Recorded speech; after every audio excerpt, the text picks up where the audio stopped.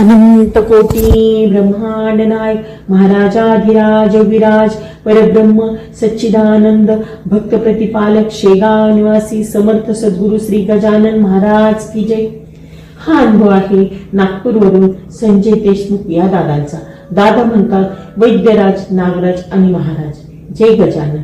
मी प्रवचनकार संजय देशमुख। माझा प्रवचनाचा विषय असतो मोरया अर्थात श्री गणेश। या विषयावर प्रवचन करण्यासाठी माझे रक्षण केलं संत शिरोमणी गजानन महाराजांनी। मी असं म्हणतो याचं कारण माझ्या आईला माझं संगोपन करताना वेळोवेळी गजानन महाराजांचा भक्कम आधार मिळाला नसता तर मी आजचा दिवसच पाहू शकलो नसतो। माझी आई गजानन महाराजांची निस्सीम भक्त होती। त्यांच्यावर तिची अढळ श्रद्धा होती अगदी तिच्या बालपणापासून। माझे वडील रेल्वेत नोकरीला होते, त्यांची शिफ्ट ड्युटी असायची। माझी आई मला माझ्या लहानपणाची घटना नेहमी सांगायची। मी तेव्हा साधारण वर्षाचा असेल। आम्ही तेव्हा चंद्रपूर येथे राहत होतो। एक दिवस माझी तब्येत बिघडली, जुलाब व्हायला लागले। आईने घरच्यांना म्हटलं कुणा डॉक्टरला बोलवायला हवं, पण घरच्यांनी तिच्याकडे लक्ष दिले नाही। खरं तर आम्ही एकत्र कुटुंब पद्धतीत असल्याने घरी बरेच लोक होते, पण आईकडे पाहण्याची सासरच्यांची दृष्टी म्हणावी इतकी सहानुभूतीपूर्ण नव्हती आणि वडील ड्युटीवर गेले होते। अशात संध्याकाळ झाली, पण लक्षण काही घरगुती उपायांनी ठीक होईना। आईने पुन्हा म्हणून पाहिलं, पण घरच्यांनी आईच्या म्हणण्याकडे दुर्लक्ष करून आम्हाला मुलं झाली नाही का, आम्ही वाढवली नाही का, एखादी गुटी दे होईल तो ठीक असं म्हणून आईचं म्हणणं ओढून लावलं। रात्र झाली, थोड्याच वेळात सगळीकडे निजानीच झाली। आई मला मांडीवर घेऊन एकटी झाली होती। गुठी देऊन झाली, पण लक्षण काही कमी झाली नाही, उलट आता अंगही गरम वाटू लागलं। रात्री 3-3:30च्या सुमारास मी हातपाय वाकडे करून डोळे फिरवले। आई घाबरली, तिला आता कुणाचा आधार होता। आईने मला खाली ठेवलं, ती उठली। देवात गजानन महाराजांचा फोटो होता। आईने रडत रडत तो फोटो उचलला, एका परातीत पाणी टाकलं आणि तो फोटो भिंतीशी परात ठेवून पाण्यात उभा केला। आता मी रडत नव्हतो, किरकिर करत नव्हतो, शांत होतो। आता आई रडत होती। फोटो समोर बसून तिचा संवाद आता गजानन महाराजांशी सुरू झाला होता। ती म्हणत होती, मान्य आहे मला माझी हायवे झाली, पण तू पाहत आहेस मी कुठे हलू शकत नव्हते। घरच्यांनीही मी सांगून ऐकलं नाही, पण मला सांग यात त्या बाळाची काय चूक आहे? आमच्या चुकीची शिक्षा त्याला का? त्याचं रक्षण कर, मी तुला शरण आहे, याशिवाय मी काय करू शकते? रक्षण कर असं म्हणता म्हणता रात्रभराच्या जागरणात काही क्षण तिला ग्लानी आली। जेमतेम उजाडू लागलं होतं आणि घरच्या दाराशी एक बैलगाडी येऊन थांबली।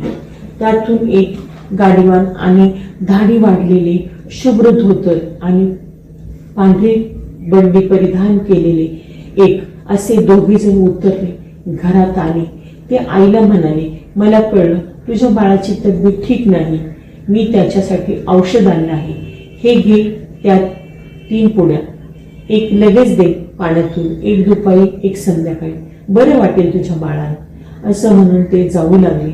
आईला वाटलं ह्यांना निदान रुपया तर द्यावा, त्या काळी खूप किंमत होती रुपयाला। आईने शोध सुरू केला, पण सहजपणे रुपया काही सापडला नाही। ते वैद्यराज म्हणाले, हे बघ मला काही नको, तुझं पोरगं बरं झालं की पाठवून दे 1 रुपया।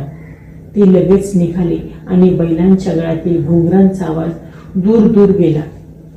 आईने मला लगेच 1 पुडी दिली आणि मला काही मिनिटातच स्वस्थ झोप लागली। उरलेल्या 2 पुड्यांनी मला पूर्ण तंदुरुस्त केले। सकाळ झाली, सूर्य वर आला, घराला जाग आली।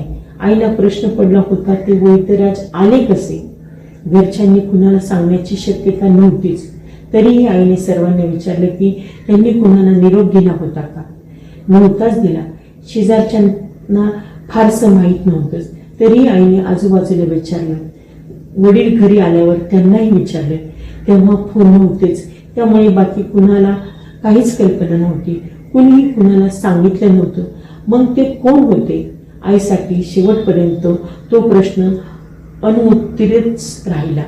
आईने फोटो पुसवून जागेवर ठेवला, पण तेव्हापासून खाली 2 इंच फ्रेम रंग जाऊन वेगळी दिसू लागली आणि आई त्या फ्रेमकडे पाहून तिच्या अनुत्तरित प्रश्नाचं उत्तर शोधत राहिली.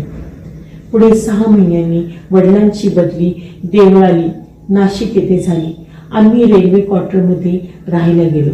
तिथे आजूबाजूला जंगल होतं, मागे डोंगर होता. तेव्हा तिथे वीज नव्हती. कंदील आणि चिमणी हेच काय ते प्रकाशाचं माध्यम. आई मला ही गोष्ट नेहमी सांगायची. दसरा येऊ घातला होता. त्या निमित्ताने आमच्याकडे आजी आजोबा, आईचे आई वडील आणि मावशी असे 3 जण आले होते. त्या दिवशी कोजागिरी पौर्णिमा होती. वडील 4 ते 12 ड्युटीवर गेले होते. महाराष्ट्रात बरेच ठिकाणी कोजागिरी पौर्णिमेला मोठ्या मुलीला ओवाळण्याची प्रथा आहे. त्याला आसनी असे म्हणतात. त्या संध्याकाळी आईने सतरंजी पसरली, त्यावर पाट मांडला व औक्षणासाठी तबक तयार केले. हे सगळं कंदिलाच्या अगदी मंद प्रकाशात होत होतं. आईने प्रथम देवाला ओवाळलं. महाराजांना ओवाळून संजयचा जीव त्या दिवशी तुम्हीच वाचवला, त्याचं सदैव रक्षण करा अशी प्रार्थना केली. मला पाटावर बसवलं. मला शेजारच्या आलेल्या मावशीसह सर्वांनीच औक्षण केलं. औक्षणाचं काम पूर्ण होताच आईने तबक देवासमोर ठेवलं आणि मला पाटावरून उचललं. आई मला घेऊन जेमतेम मागे सरकली. असेल तोच पाटाकडून 1-2 फूट लांबीचा नाग अचानक पाटावर आला. थोडा पाटावर स्थिरावला, फणा काढून सगळीकडे पाहिल्यासारखं केलं आणि निघून गेला. सगळे स्थिमित होऊन फक्त पाहत राहिले. नंतर कंदील घेऊन शोधाशोध केली, पण तो कुठेही दिसला नाही. सगळे धास्तावल्यासारखे झाले. आजोबा आईला म्हणाले, तू यावर विचार करून बघ. याचे 2च अर्थ निघतात.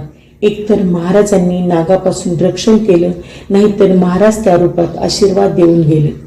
पण काही असो, मला तरी महाराजांच्या अस्तित्वाची ही प्रचिती वाटते.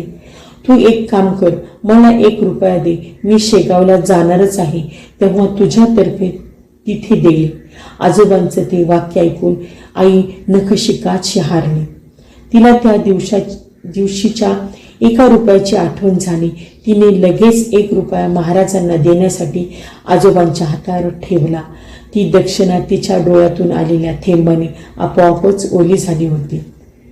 पुढे आम्ही मोठे झालो. आईने तोच फोटो पुढील 50 वर्ष देवात सांभाळून ठेवला. पूजा करताना तिच्या हातात तो फोटो पाहून आम्ही भावंड म्हणायचो, आई तो फोटो नवीन करायचा का? ती म्हणायची, बिलकुल नाही, अरे तो महाराजांचा जागृत फोटो आहे. पुन्हा आग्रहपूर्वक म्हटलं की अगं ती फ्रेम तरी बदलून घेऊ. त्यावर मात्र काहीच न बोलता त्या रंग केलेल्या भागावर पकड मजबूत करून फक्त आमच्याकडे पाहायची आणि म्हणायची, श्री गजानन जय गजानन, श्री गजानन जय गजानन.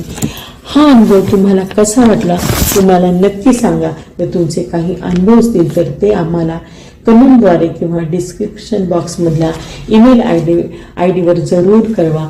गण गण गणात बोते, गण गण गणात बोते.